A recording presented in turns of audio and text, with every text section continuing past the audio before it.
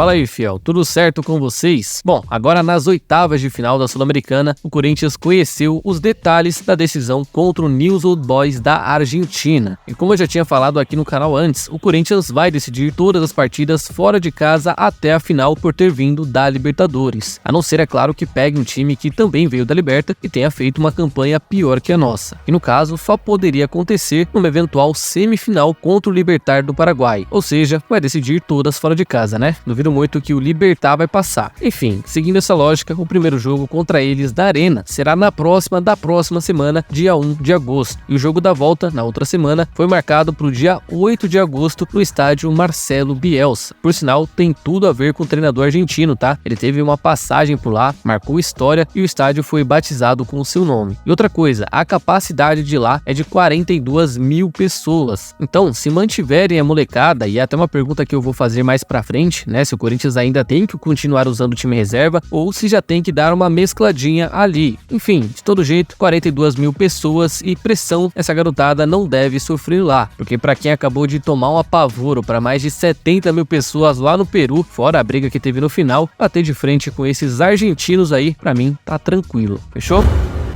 E uma notícia muito triste, e essa sem sombra de dúvidas pegou todo mundo de surpresa, é que o volante Gabriel Moscardo, de apenas 17 anos, passou por uma cirurgia de apendicite na tarde de ontem, e é desfalque certo para o Corinthians, tanto para esse jogo contra o Bahia lá em Salvador, quanto nesse jogo de ida contra o São Paulo na Arena. E é isso que eu tô mais preocupado, tá, fiel? Porque a expectativa de retorno dele tá prevista para mais ou menos 2 semanas, porque até para quem não sabe, apendicite é uma inflamação que dá no apêndice, que é extremamente desconfortável, dá náusea, é uma dor fortíssima na região da barriga e só se resolve com uma cirurgia. Então, Moscardo vai ser desfalque por um tempo pro Lucha, e o problema a gente sabe, né? A gente conhece muito bem. Não é nem tanto o Moscardo ficar de fora, mas quem vai entrar no lugar dele durante esse tempo. Porque, pô, desde o começo do ano, o Corinthians tá penando, ralando todo o jogo pra achar esse titular da posição e ninguém se firma. Todo mundo parece ser ruim. E aí, o Lucha, infelizmente, vai ter que ou escolher alguém que já vinha jogando e torcer para ele segurar bem, ou inventar uma nova moda, como foi com o Juliano, por exemplo, que fez um teste ali no treinamento, agradou num jogo ou outro e ficou, né? Aparentemente já é o reserva dessa posição, mas tem também, infelizmente, né, e eu não quero que isso aconteça, o Renato, que recentemente falou que até pode jogar como o primeiro volante, como inclusive chegou a fazer no ano passado algumas vezes, até na própria seleção brasileira, mas a gente sabe que não vale a pena, né? O Renato tem que jogar perto do gol, tem que ser o cara que, além de movimentar o jogo, também vai ser o elemento surpresa. Então não dá para lançar o Renato nessas condições. Por isso, pode ser que o Juliano se mantenha pela boa partida que fez na terça-feira e, por sinal, a única até agora. Mas tá me cheirando a Fausto e Michael nesse meio, tá? É o que eu acho. E vocês?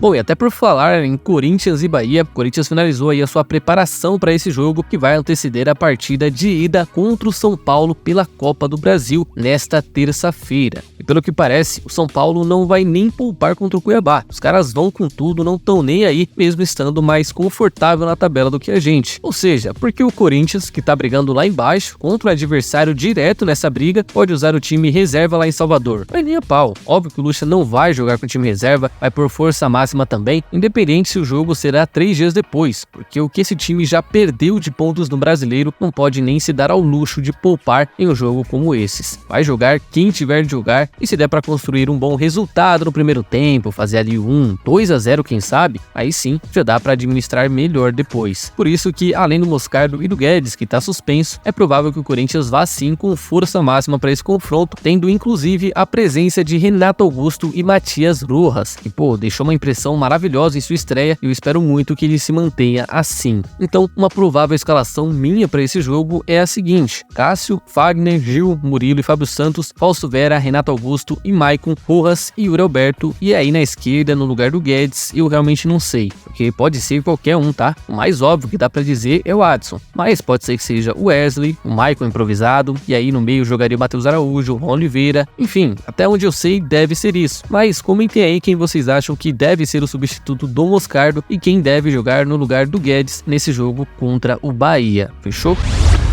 E não só o Gil, não só Renato Augusto, mas o Corinthians também tem mais um jogador desses veteranos e podem acabar renovando seu contrato por mais uma temporada. E pasmem, estou falando de Fábio Santos. Sim, aos 37 anos de idade, vai completar 38 agora em setembro, o lateral esquerdo que recentemente completou 350 jogos pelo Corinthians, falou que ainda vive um ambiente muito bom no clube, tem uma resenha muito gostosa e saudável com o Luxemburgo e que não descarta uma renovação de contrato.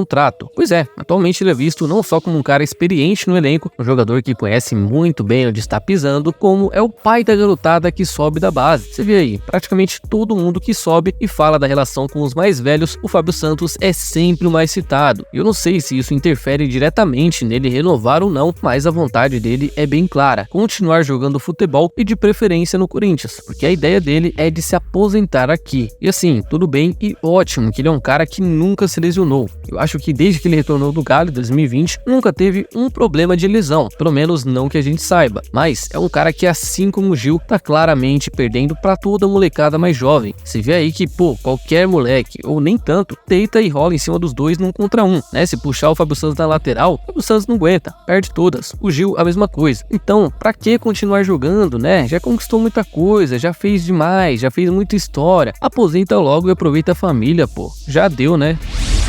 E mais uma vez o Corinthians pode estar bem próximo de contar com uma graninha que deve chegar pelo Malcom nesta janela, já que o jogador, depois de ter sido fortemente especulado no PSG no ano passado, dessa vez voltou a ser assediado e pode estar indo para o Al Hilal da Arábia Saudita por 50 milhões de euros, cerca de 267 milhões de reais, que apesar do Corinthians não ter mais nenhuma porcentagem de seus direitos econômicos, vai ficar muito feliz porque ainda tem um mecanismo de solidariedade da FIFA, que dá direito ao Timão, pelo menos no caso do Malcom, de receber 2,5% dos valores de qualquer transação que ele for envolvido. Eu sei, é pouca coisa, mas os valores são tão grandes, são tão exuberantes que dá pra dar uma animadinha, né, Sendo assim, 1,25 milhões de euros entrariam no cofre do Timão caso se confirme a venda nesses moldes. E detalhe, além da venda que o Timão fez em 2016 ao Bordeaux por 21 milhões de reais na época, o Timão também tirou um bom dinheirinho vendendo a porcentagem